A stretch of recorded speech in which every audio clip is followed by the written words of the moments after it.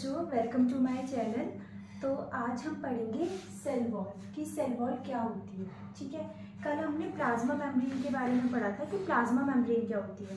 तो सबसे पहले हम समझेंगे कि व्हाट इज सेल वॉल। ठीक है, तो फॉर एग्जांपल ये हमारी सेल है। ठीक है, सेल के आउटर मोस्ट कवरिंग पे कौन सी मेम्ब्रेन होती है, बताओ ये कौन सी मेम्ब्रेन होगी। सपोज ये हमारी सेल है, ये ब्लैक वाली हमारी प्लाज्मा मेम्ब्रेन है, जिसको हम और क्या बोलते हैं, सेल मेम्ब्रेन। अब सेल वॉल क्या होती है, तो सेल वॉल इसकी आउटर कवरिंग होती है, इसको हम बोलते हैं सेल वॉल। समझ में आया। सेल होती है, सेल की आउटर कवरिंग क्या होती है, प्लाज्मा मेम्ब्रेन, जिसे हम सेल मेम्ब्रेन भी बोलते हैं, और उसकी आउटर कवरिंग होती है हमारी सेल वॉल। लेकिन अब मेन पॉइंट क्या होता है, सेल वॉल सिर्फ प्लांट सेल में प्रेजेंट होती है, एनिमल सेल में प्रेजेंट नहीं होती है। भी हम देखेंगे किस किस में प्रेजेंट होती है। तो सबसे पहले हम देखते हैं व्हाट इज सेल वॉल। पहला point, cell wall non living होती है, नॉन लिविंग होती है। सेकेंड, रिजिड होती है, मतलब बहुत हार्ड होती है। Outer covering of plant cell, most important point, इसको ध्यान देंगे, ये इंपॉर्टेंट है। ठीक है, तो रिजिड होती है और आउटर कवरिंग होती है प्लांट सेल की, एनिमल नहीं। अभी प्लांट सेल की बात हो रही है कि ये सेल वॉल सिर्फ किस में होती है, प्लांट सेल में होती है। ठीक है, it is made up of cellulose, किसकी बनी होती है, सेलुलोज की। अब ये सेलुलोज क्या काम करता है, इट प्रोवाइड मोस्ट इंपॉर्टेंट, पूछ लेते हैं कि सेलुलोज का क्या काम है, तो इट प्रोवाइड स्ट्रक्चरल सपोर्ट। अब इसका मतलब क्या होता है मैम, प्लांट को जो स्ट्रक्चरली सपोर्ट करने में हेल्प करता है वो है सेलुलोज, जो कि किससे, मतलब सेलुलोज से कौन बना होता है, सेल वॉल। ठीक है, सिंपल वर्ड्स में सेल वॉल सेलुलोज से बनी होती है और सेलुलोज क्या प्रोवाइड कराती है, एक स्ट्रक्चरल सपोर्ट। क्लियर हुआ। एक बार ध्यान से देख ले, कुछ समझना है 3 पॉइंट में से। तो ओके, अब फंक्शन क्या होती है, it permits plant, fungi and bacterial cell to resist bursting in the hypotonic condition. समझते हैं, परमिट का मतलब क्या होता है, अलाउ। ठीक है, अनुमति देना। ठीक है, जिनको ना समझ आ रहा हो, plant, fungi, bacterial cell to resist bursting, burst नहीं होने देती in the hypotonic condition. Hypotonic condition में कल मैंने क्या बताया, सेल के रेफरेंस में देखो तो हाइपो मतलब कम, उसके पास पानी कम है, और मीडियम में पानी ज्यादा है, तो इट विल गेन वाटर। और क्या हो जाएगा, अगर सेल ऐसी है तो वो स्वेल होके कैसी हो जाएगी, इतनी बड़ी हो जाएगी। तो सेल वॉल हेल्प करती है कि वो बर्स्ट ना करे। समझ में आया।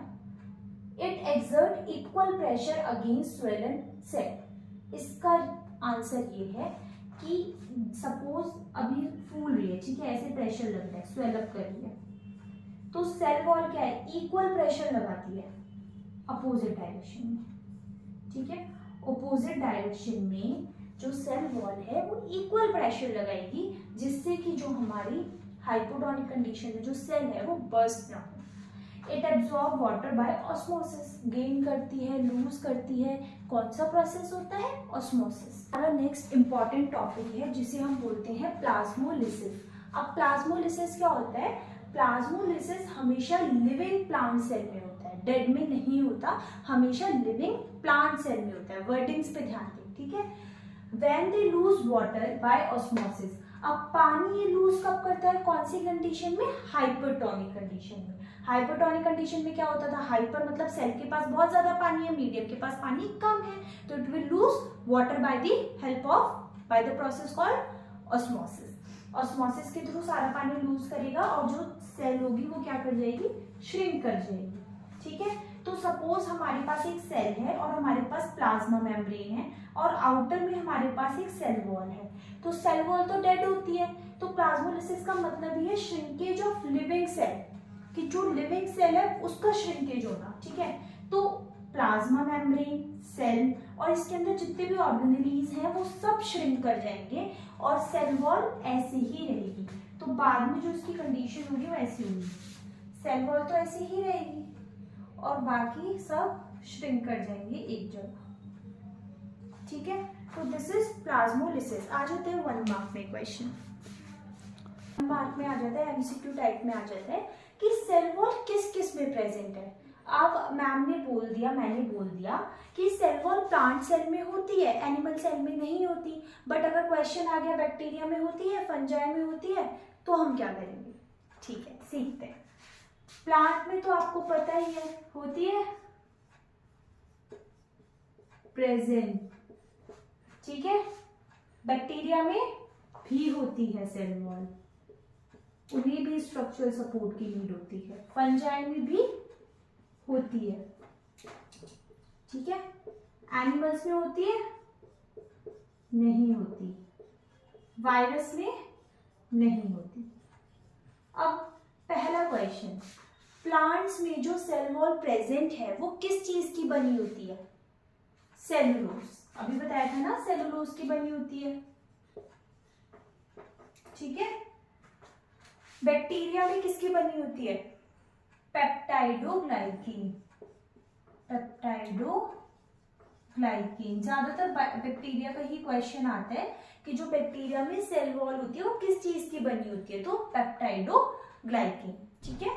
फंजाई में काइटिन, कोई कोई किटिन भी बोलते हैं इसे, बट काइटिन, सबके अपनी अपनी प्रोनाउंसिएशन है, तो काइटिन इनमें होती नहीं।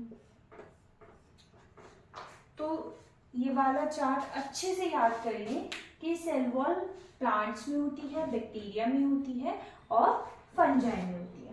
अब आगे देखते हैं कि न्यूक्लियस क्या होता है, ठीक है। तो टॉपिक है न्यूक्लियस, समझते हैं होता क्या है, ठीक है। समझेंगे, कोई भी से रटेगा नहीं। Nucleus has a double layer. जहां भी ये ऐसे वर्डिंग्स दिखे ना, इन्हें हाईलाइट कर लो अपनी बुक में। Nucleus has a double layer covering called nuclear membrane. अभी हम जैसे सपोज सेल के पास क्या होती है, सेल मेम्ब्रेन, जिसको हम प्लाज्मा मेम्ब्रेन भी बोलते हैं। इसे रिवाइज करते रहना है जिससे कि आप भूलो नहीं, ठीक है। तो न्यूक्लियस के पास क्या होती है, न्यूक्लियर मेम्ब्रेन, जो कि डबल लेयर होती है। मैम आप बना के दिखाओ कैसी होती है। सपोज ये हमारा न्यूक्लियस है, तो ये पहली लेयर और ये दूसरी लेयर, तो this is called nuclear membrane, जो कि डबल लेयर। अब दिखा भी दिया, ठीक है। सेकेंड पॉइंट है nuclear membrane has pores. Pores मतलब छेद। न्यूक्लियर मेम्ब्रेन में छेद भी है, देखो ये रे, तो इन्हें क्या बोलते हैं हम, न्यूक्लियर पोर्स। क्या बोलते हैं, न्यूक्लियर पोर्स, ठीक है। अब इन पोर का क्या काम होता है, it allow the transfer of material from inside to outside. Suppose हमें यहाँ से कुछ मटेरियल ट्रांसफर करना है, तो वो न्यूक्लियर पोर के थ्रू ट्रांसफर होंगे। समझ में आया? अगर हमको कुछ भी मटेरियल ट्रांसफर करना है तो वो with the help of nuclear pore transfer होंगे, ठीक है। थर्ड पॉइंट है most important point, nucleus contain chromosome. अब क्रोमोसोम्स क्या होते हैं मैम, हमें तो नहीं पता, बड़ी अजीब सी टर्म है। What is chromosome? क्रोमोसोम जो बनते हैं, सबसे पहले देखो डीएनए से बनते हैं और प्रोटीन से बनते हैं। किससे बनते हैं? डीएनए से बनते हैं, प्रोटीन से बनते हैं। देखो मैं समझाती हूँ आपको। क्रोमोसोम ये ऐसे थ्रेड लाइक स्ट्रक्चर होते हैं जो डीएनए और प्रोटीन से बनते हैं, जिनको हम बोलते हैं क्रोमैटिन। और जब ऐसे बहुत सारे क्रोमैटिन आपस में कंडेंस हो जाते हैं तो उनको हम बोलते हैं क्रोमोसोम। क्रोमोसोम डीएनए और प्रोटीन से बनते हैं। सबसे पहले बताएंगे क्रोमैटिन क्या होता है। ऐसे थ्रेड लाइक स्ट्रक्चर होते हैं और जब ये कंडेंस होके, जब ये कंडेंस होके ऐसा स्ट्रक्चर बनाते हैं, ऐसे पेयर्स में बनते हैं, तो जब ये कंडेंस हो जाते हैं तो इनको बोलते हैं हम क्रोमोसोम, ठीक है। क्रोमैटिन अब डायग्राम में देखते हैं। This is chromatin, thread like structure है ना ये, तो क्रोमैटिन, ठीक है। ये न्यूक्लियस है, ये क्रोमैटिन है। अब न्यूक्लियस के अंदर, जैसे सेल के अंदर साइटोप्लाज्म होता है, तो न्यूक्लियस के अंदर न्यूक्लियोप्लाज्म होता है। क्या होता है? न्यूक्लियोप्लाज्म। और न्यूक्लियस के अंदर एक होता है न्यूक्लियोलस, ठीक है बेटा, समझ में आया? 4th point, it play a central role in cellular reproduction. देखो, मैंने आपको पहले बताया था कि जब सेल थ्योरी पढ़ाई थी कि जो सेल होती है वो प्री एग्जिस्टिंग सेल से बनती है, ठीक है। तो उसमें न्यूक्लियस का एक इंपॉर्टेंट रोल होता है। कैसे? जब एक सेल से सपोज 2 सेल बनी, दिस इज सेल डिवीजन, तो उसमें न्यूक्लियस का बहुत रोल प्ले होता है, क्योंकि न्यूक्लियस है, न्यूक्लियस के अंदर क्रोमोसोम है, क्रोमोसोम के अंदर डीएनए है जो कि रिप्रोडक्शन में हेल्प करेगा। डीएनए किस में हेल्प करता है? कि जो जीन्स होते हैं, जो इनहेरिटेंस, सपोज ऐसे बोलते हैं ना, अभी ये प्लांट्स है, अगर हम ह्यूमंस की बात लें तो ऐसा नहीं बोलते ये अपने पापा की तरह दिखता है, ये अपनी मम्मी की तरह दिखती है, तो वो क्या है कि पापा के कैरेक्टर्स वो बच्चे में आए हैं। तो सेम एज इट इज क्या होता है, न्यूक्लियस के पास जो क्रोमोसोम होता है, क्रोमोसोम के पास जो डीएनए होता है, वो जीन्स ट्रांसफर करने में हेल्प करता है। तो it help in the transfer of the gene, तो it play a crucial role in the nucleus. तो न्यूक्लियस का एक बहुत ही इंपॉर्टेंट रोल होता है। अब एक और टर्म होती है जिसे बोलते हैं हम न्यूक्लियोइड। क्या बोलते हैं? न्यूक्लियोइड। न्यूक्लियोइड का मीन्स होता है नो न्यूक्लियर मेम्ब्रेन, यानी कि जो पूरा न्यूक्लियस है, उसका जो पूरा रीजन है, उसके पास न्यूक्लियर मेम्ब्रेन नहीं होती है। Nuclear region has only nucleic acid, no nuclear membrane. तो इसी बेस पर 2 टर्म डिफाइन है, प्रोकैरियोट्स एंड यूकैरियोट्स। जनरली इनमें डिफरेंस आता है, जैसे कि हमने अभी पीछे डिफरेंस किए थे ना ऑस्मोसिस और डिफ्यूजन में, ऐसे ही इसमें आता है। वो थोड़ा ब्लर था, मैं उसके नोट्स अलग से डाल दूंगी, वो मैंने ध्यान से नहीं देखा, वो थोड़ा ब्लर आ गया था। तो प्रोकैरियोट्स और यूकैरियोट्स, ठीक है, इन दोनों में डिफरेंस आता है। सबसे पहले टर्म का मीनिंग समझते हैं, फिर डिफरेंस समझेंगे। तो बच्चों, प्रो मीन्स होता है प्रिमिटिव, मतलब पुराना। अब आप बोलोगे प्रो तो आजकल बोलने लगे हैं तो नया होना चाहिए, नो। पी से प्रो, पी से प्रिमिटिव, यानी कि पुराना, ठीक है। कैरियोट्स यानी कि कैरियन का मतलब होता है, यहाँ पे एन और लगा दो, कैरियोट्स का मतलब क्या होता है? प्रिमिटिव। और कैरियन का मतलब आपका होता है, कैरियन का आपका मतलब होता है न्यूक्लियस। क्या होता है? न्यूक्लियस, यानी कि पुराना टाइप का न्यूक्लियस। प्रोकैरियोट्स वो होते हैं जिनके पास न्यूक्लियर मेम्ब्रेन नहीं होती, क्योंकि पुराने के टाइम थे।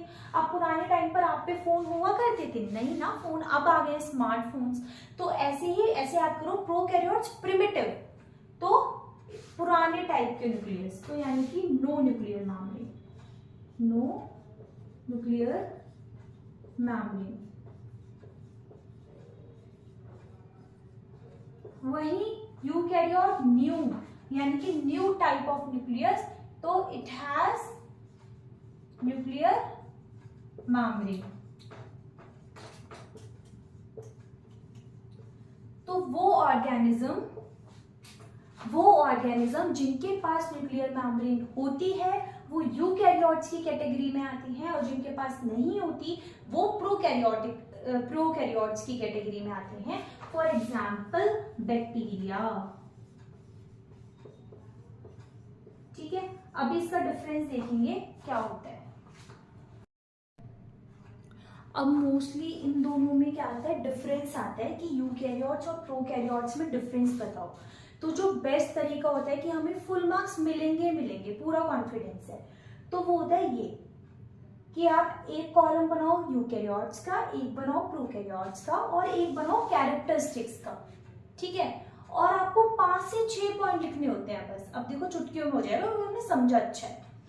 डेफिनेशन लिखोगे, कि क्लियरली डिफाइंड न्यूक्लियस होता है, न्यूक्लियर मेम्ब्रेन होती है और मेम्ब्रेन बाउंड ऑर्गेनेलीज होते हैं। मैम ये तो नहीं बताया आपने बेटा, वो भी मैं आगे पढ़ेंगे कि क्लोरोप्लास्ट, माइटोकॉन्ड्रिया, ये सब मेम्ब्रेन बाउंड ऑर्गेनेलीज होते हैं, वैक्यूल। तो यूकैरियोट्स के पास ये सब होते हैं। प्रो में ये नहीं होते, प्रिमिटिव में ये नहीं होते। न्यूक्लियस प्रेजेंट, इसमें नहीं होता। सेल साइज ऑफ कोर्स अभी की जनरेशन का है तो लार्ज, पीछे no. Chromosome more than one, यहाँ पे ओनली वन। ऑर्गेनेलीज प्रेजेंट नहीं। सेल वॉल बहुत सिंपल होती है, पहले क्या थी बहुत कॉम्प्लेक्स थी कि कोई समझ नहीं पा रहा था उस सेल वॉल को, अब बहुत सिंपल है। एग्जाम्पल एनिमल और प्लांट, और प्रोकैरियोट्स में क्या हो गया, बैक्टीरिया। क्या आ गया, बैक्टीरिया। अब क्या होता है यूकैरियोट्स में, अगर आप एग्जाम्पल में देखो तो एनिमल और प्लांट दो टाइप की सेल्स होती हैं। तो बेसिकली इन दोनों में भी कभी कभी डिफरेंस आ जाता है कि what is the difference between animal cell and plant cell. तो अब हम इन दोनों का डिफरेंस देख लेते हैं। यूकैरियोट्स हो गया, प्रोकैरियोट्स हो गया, आपका डिफ्यूजन ऑस्मोसिस हो गया, और इस जो चैप्टर या यूनिट है इसमें से एक और डिफरेंस आता है, that is animal cell and plant cell. तो हम वो भी देख लेते हैं कि इन दोनों में क्या डिफरेंस होता है। ठीक है, इन दोनों में डिफरेंस देखें तो सबसे पहले देखो यही रहेगा मेथड कि हमें किस तरह से डिफरेंस लिखने हैं। तो सबसे पहले अगर हम सेल वॉल का देखें तो सेल वॉल आपको पता है प्लांट सेल में होती है, एनिमल में नहीं होती। अब आपको पता है कि बैक्टीरिया में, फंजाई में और प्लांट में होती है, एनिमल में नहीं होती, और किस में नहीं होती, वायरस में नहीं होती। ठीक है, अब मैम हम याद कैसे रखें, हमें बहुत कंफ्यूजन है कि हमसे डिफरेंस होते नहीं है, हम इधर उधर कर देते हैं, सब रिवर्स कर देते हैं। तो कैसे याद रखोगे, प्लांट सेल के पास ऑलरेडी एक प्लान है, प्लांट सेल के पास ऑलरेडी एक प्लान है, प्लान बी। प्लान बी क्या है, सेल वॉल। सेल मेम्ब्रेन तो दोनों के पास है, सेल वॉल प्लान बी है, तो सेल वॉल प्रेजेंट है। अब बहुत सारी चीज प्लांट सेल में प्रेजेंट है, आप इससे इंटरलिंक करके कर सकते हो। तो cell wall present, animal cell में एब्सेंट। क्लोरोप्लास्ट प्रेजेंट, क्लोरोप्लास्ट तो हो गई, प्लांट को फोटोसिंथेसिस करना है, फूड बनाना है, तो है क्लोरोप्लास्ट, बट एनिमल सेल के पास नहीं है। वैक्यूल लार्ज होता है, एनिमल सेल में होता कभी नहीं है, वैसे स्मॉल होता है, लेकिन प्लांट सेल में तो होता ही होता है। शेप फिक्स्ड होती है और रेगुलर होती है, but animal cell can change the shape और बेसिकली राउंडेड होती है। ठीक है, न्यूक्लियस जो होता है पेरिफेरी पे प्रेजेंट होता है प्लांट सेल के, एनिमल सेल में सेंटर पे प्रेजेंट होता है। मतलब सपोज ये प्लांट सेल है तो इसके पेरिफेरी पे होगा, और ये प्लांट सेल है तो इसके सेंटर में होगा न्यूक्लियस प्रेजेंट। अब प्लांट सेल किस फॉर्म में स्टोर करते हैं फूड, स्टार्च, और एनिमल सेल ग्लाइकोजन। कौन से में, ग्लाइकोजन। वीडियो को लाइक शेयर कमेंट कर देना। आज के लिए इतना ही।